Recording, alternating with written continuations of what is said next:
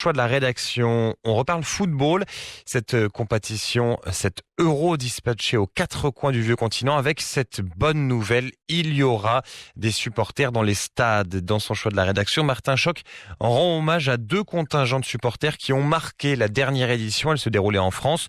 Deux clans issus d'une même île, l'Irlande, alors malheureusement ils ne sont pas là cette année, alors qu'ils sont sans conteste les champions d'Europe en titre de l'ambiance.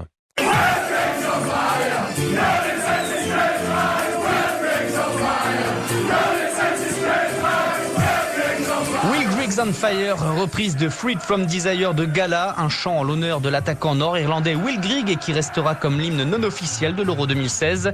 Un hymne pour chanter les louanges d'un garçon qui n'a pas joué une seule seconde de la compétition. Tout est dit pour résumer l'esprit des Irlandais. Les deux équipes n'ont pas brillé sur le terrain, mais ça, les supporters le savaient. Semaine après semaine, ils sont devenus les chouchous du grand public pour leur gentillesse et leur esprit bon enfant. Comme le soir où il a plu des cordes à Bordeaux, la Green Army se réfugie sous un pont mais gêne le passage du tramway. La police leur demande de s'écarter.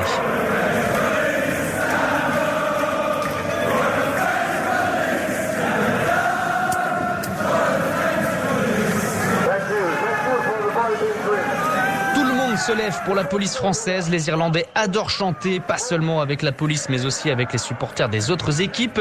Ils croisent des Suédois et chantent du ABBA. Forcément, c'est clairement cliché, mais ça fonctionne.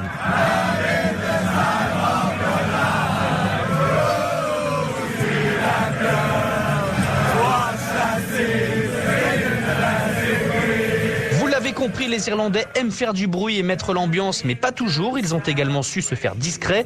Leur équipe vient de perdre 3-0 face à la Belgique et dans le tramway qui les ramène à l'hôtel, un groupe d'Irlandais entonne une berceuse pour endormir un bébé.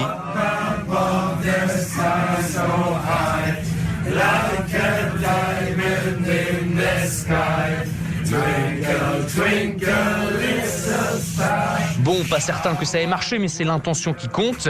Une autre image avait affolé la toile. Imaginez-vous des dizaines de supporters légèrement alcoolisés devant un pub, entourant une jolie jeune fille pour lui chanter une sérénade. Eh bien, les Irlandais l'ont fait et figurez-vous que ça a marché. Le Roméo a eu droit à un bisou de la jeune Française.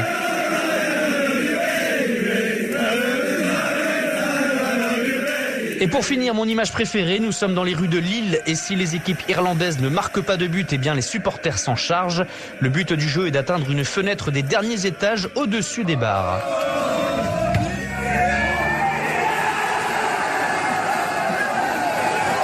Voilà pour les exploits de la Green Army. Ils nous manqueront assurément cette année, mais il se dit que les petits nouveaux dans la compétition, la Finlande et la Macédoine du Nord, auront leur mot à dire, sans compter sur l'Écosse qui fait son grand retour à l'Euro.